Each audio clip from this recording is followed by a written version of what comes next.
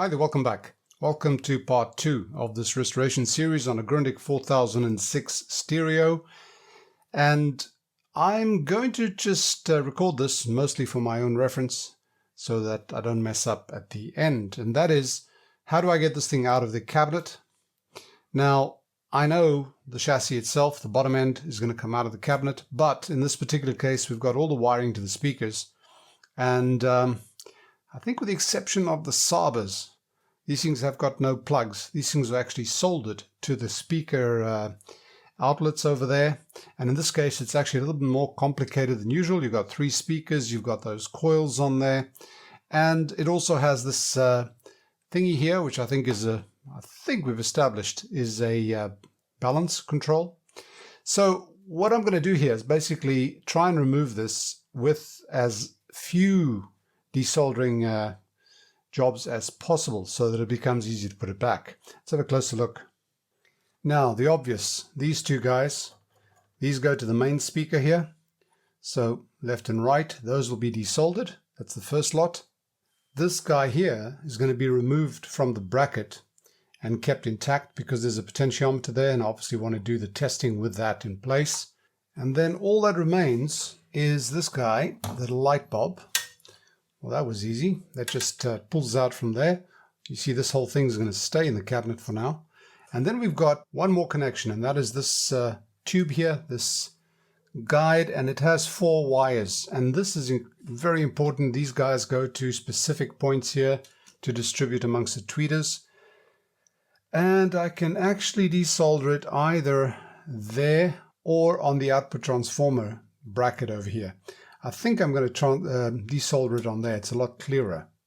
Now, the best way I found to do that is just put some labels on it, number them, 1, 2, 3, 4. These colors are actually very difficult to discern. That one is obviously red. That's number 1. Number 2 seems to be obviously black. Number 3 is sort of a goldy brown. And number 4 is sort of a yellow brown. So just going by colors is a bit iffy. So we're ready to remove that and get this thing out of the cabinet. Here we are, everything desoldered. These things are now loose. Those 2 are loose. That little guy is out of there. And I believe I just removed the 4 screws from the bottom of the chassis. 2 at this side, 2 at that end, and this thing should just slide out.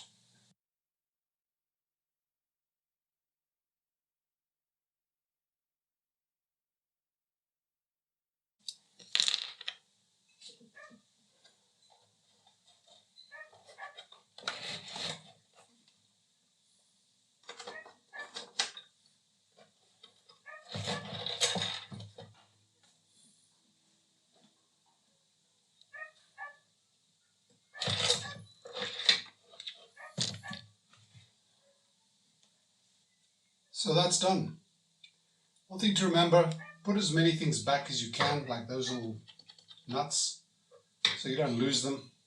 When you get to the end of this, you've got a hell of a lot of hardware floating around. One thing I've noticed is that this thing is loose. This is completely loose over here, so this needs to be fixed. That shouldn't be difficult. That's actually just the glue that's come out. Now, this guy's completely free. And I'm going to put it into those, what is it called again? You'll see. Now what I'm going to do, I've got these guys over here, and I've got various holes on here. There and at the back. And I'm going to use the screws that I took out at the bottom, from the bottom of the chassis of the cabinet that attaches to the chassis. And I'm going to use the same holes on there and the same screws and fix this down there. Okay, so what I need to do is I just need to actually put this over the edge and see which of these 2 align with the holes that we've got there already. If none of them align, I just drill another hole. Very simple. See, I found those 2 that aligned, and I've got the 2 in, and this thing is now fixed. I now do the other side. And there we go. This thing is done. I can now move it around. What I need to do now is I need just to tape this to somewhere fixed so it doesn't interfere with work. I think these can be left here, but this one has to be taped probably to the top here. We'll see. And I'm ready to move this thing around at will. Good, that's done. Just one last detail before we get on to looking at the underside of this. Things like the light bulb. Put a bit of tape on it. This thing is flapping around. It's got plus 6.3 volts and 0 volts. The chassis is 0 volts. If that thing touches part of the chassis, you're going to get a big zap. It's not going to hurt you, but it's going to probably damage the transformer. And also, those guys, I put them in these things so it makes it easier for me to connect test speakers to. That one is safely taped there. That ain't going to move, but I can get access to the pins to test it. And she's ready to be inspected. And here's the underside. As expected. I say as expected because these Grundigs look very, very similar. So what do we have here? We've got the filter caps on the inside, as I've seen in some other cases. We've got the front end, the RF section over here with a lot of very fine loose wires around. The tubes are down the bottom here, so nothing too surprising. Quite a few of these paper caps in here that need to be replaced. Those will all be replaced. Here we see something slightly different. We've got the paper caps anyway, and those look in pretty bad shape. And there's quite a few of them. There's some of them under there as well. But there's also, we can see some of them have been changed. This thing has been changed. There are also some of these film caps over here. And these things here. Now, I'm not sure how good they are. These are obviously a different series to this. This thing looks a lot more recent. In fact, if I'm honest, this thing's from late 50s. If I'm honest, these things look like they're more era correct. And those things look like they should have, at that time, have been replaced already. So perhaps they're all original. Perhaps these guys are indeed original. A couple of electrolytics down there, as we expect. The bypass caps on the output tubes. There's 2 of them that I can see there. So yeah, so the next step, without too much more waffling, I'm going to go ahead and do a recap of this thing and see how we go. As I've said before, the advantage of having the radio working is that you can make some changes and then test to make sure that you haven't messed it up. In other words, if you replace these capacitors and you test the radio and things don't work anymore, you know the cock-up is in this section. Simple, right? It's simpler. It makes it a lot easier to do this. So I normally do 2-3 capacitors in a certain section. I know exactly which ones I've done. I then either flip the radio around or just connect speakers to the end there and test it again. Make sure it's the same or better than it was before. Fine, if that's the case, I go on and do another 2-3 capacitors, and I do that all the way along. It can seem tedious, but believe me, if you get something wrong in this thing, the fault finding can be a lot more tedious. So if the thing is working, say thank you and don't mess it up. Take your time. This is what I always say this is a hobby. If you wanted to make a profession of this and you wanted to charge a decent hourly rate, you would never sell your services. The number of hours that you can spend on these things, nobody's going to pay you for them. Get that into your head right now. This is not a business. This is a hobby. And if you enjoy it, then the simple fact that you're going to replace that capacitor and that you're going to get it exactly right and you're going to bend the leads exactly right, that's the hobby. That's the joy. Not the fact that you're going to charge so much an hour. You'll never be able to charge enough money for this. So, enough waffling. I'm going to carry on with it. The next time you see this, I hope, unless I find something extremely interesting in the meantime, I hope that all the caps will be done and we'll be ready to go look at the schematic and see what they've got there and why it works and how it could have worked better or worse and so on and so forth. Right, onwards. Well, folks, we're nearly there. This is not quite the full recap, but I needed a break. I've actually done the entire AF section, and as you can see, there are quite a few capacitors in there, all the yellow ones. Over there, those 4, I decided to use that particular type because they fit a lot better in there. But they're both okay, they're both fine. And I've replaced everything that I could think of, or everything that's visible on the schematic. There's one instance here where I needed a 3.3 microfarad. I had 2.2 and a 1, so I put those two together. But other than that, we've got the electrolytic capacitor down there. That's the cathode bypass for the output tubes.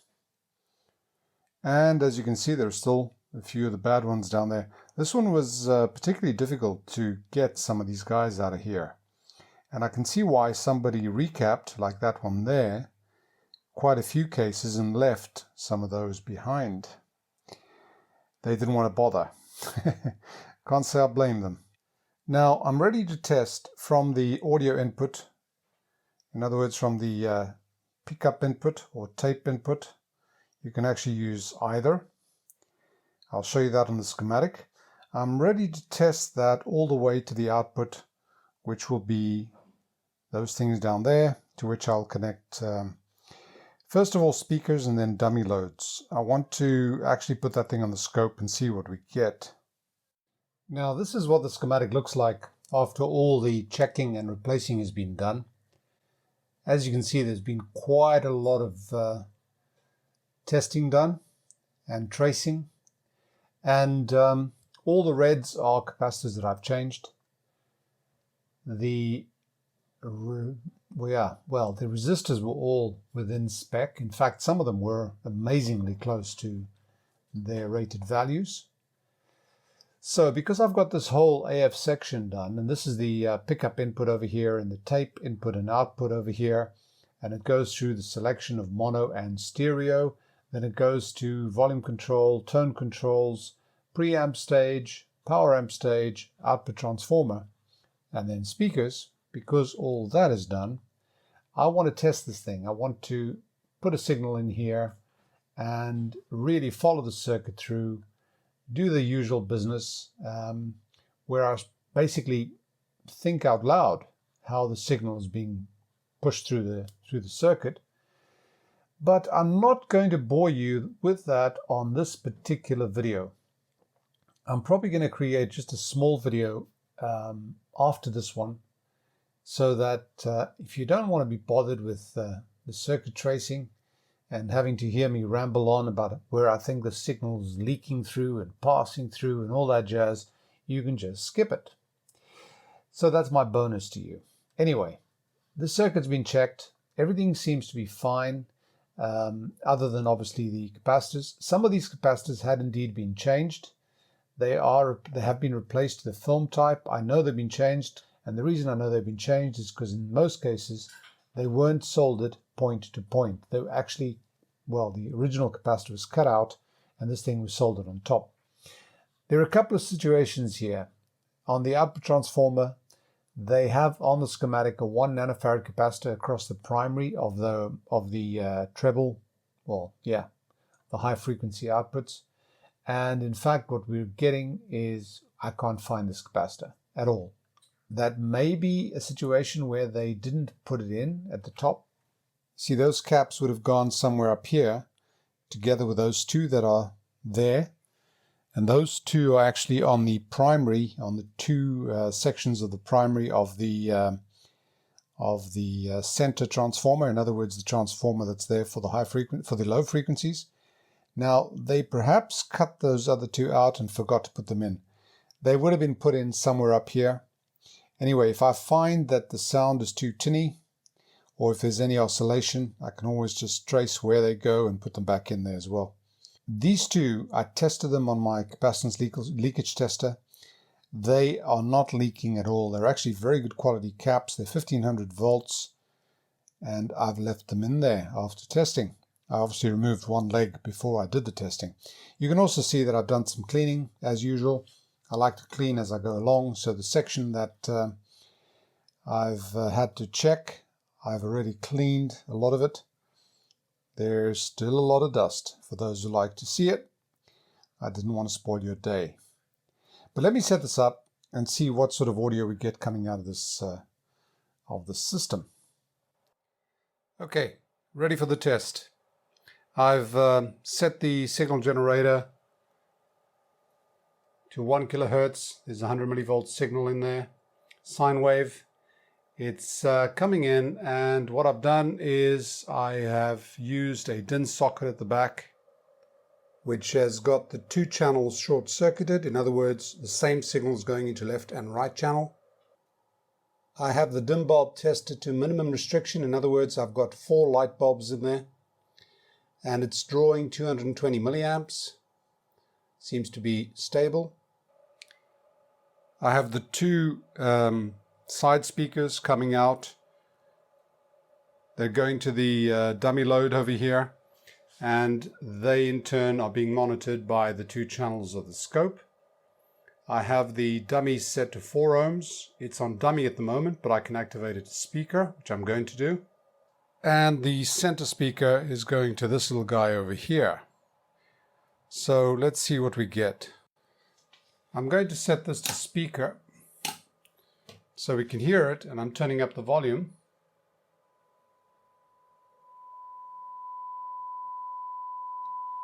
And we immediately see a discrepancy between the one channel and the other.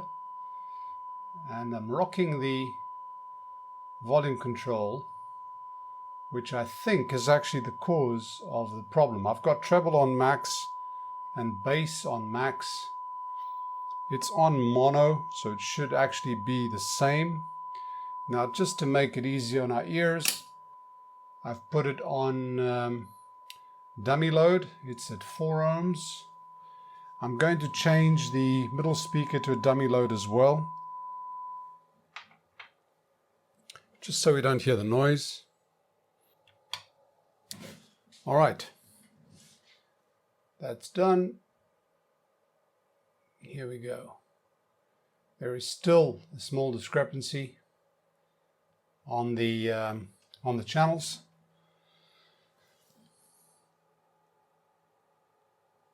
And as you can see, there's also a slight phase shift on the channels. Make sure the switching is fine. This is the tone, the treble control. This is the, I'm putting it on max. This is the bass control. Now, why would we get slight discrepancy in the channels? Well, in the next video, which I'm going to do, which is explaining how the circuit works, I think this might actually be explainable. But what we're actually getting here is not a bad sine wave. Not really. Let me do that. Put the volume up. That is 4 ohm dummy load. Still going up. That's 1 volt per division. And here it starts going a bit ORI.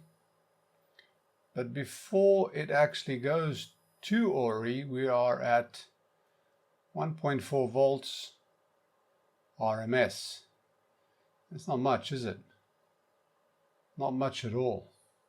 If I go further, it's starting to do crazy things. Starting to clip.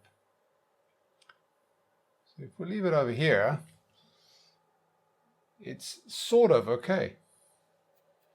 Now that's only the 2 side speakers we're listening to, and these 2 are, let me just lower it a little bit. These 2 are actually going through dummy loads. They're not inductive, they're just resistors as in load. I don't know what the actual impedance of those side speakers is, but I think they're about 5 ohms. So all sorts of things could be different to what the ideal conditions would be. The other thing is, because this is actually, these signals are going through both the left and right and then the center transformer, the actual speaker that you put on the center transformer also affects this, because that reflects an impedance back into the actual primary, and that affects this. Now, here's what I'm going to do. I'm going to just check what happens at certain frequencies. So let's put these guys together and let's up the frequency. That's 1 kilohertz. That is 3 kilohertz, 5, 9, 10 kilohertz. Now you see that one channel is really different. And I'm not actually quite sure why it's so different. It's a capacitive issue, I think. But if I'm not mistaken, what's happening here on mono is that one channel is being preamplified by the ECC83, the 12AX7, and the other one is actually being preamplified by the triode of the EABC80. I think that's what it is there. Let me put it on stereo, see what happens. See, on stereo,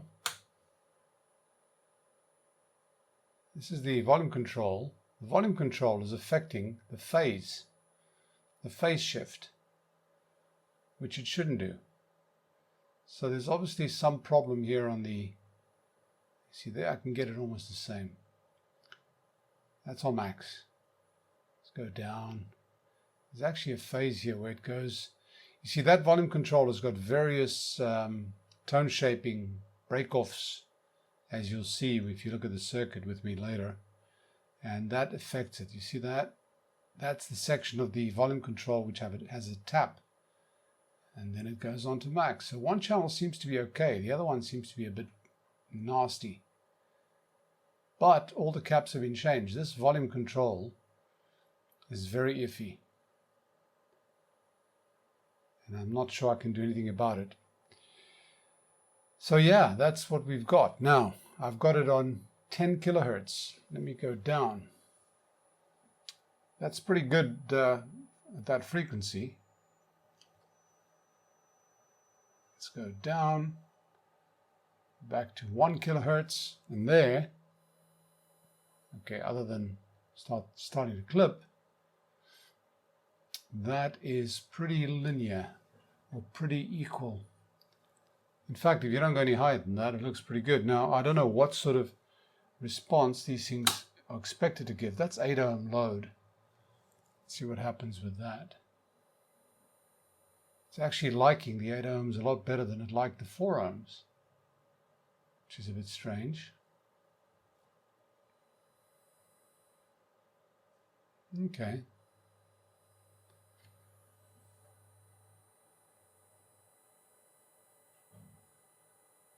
Okay. That's going pretty high there.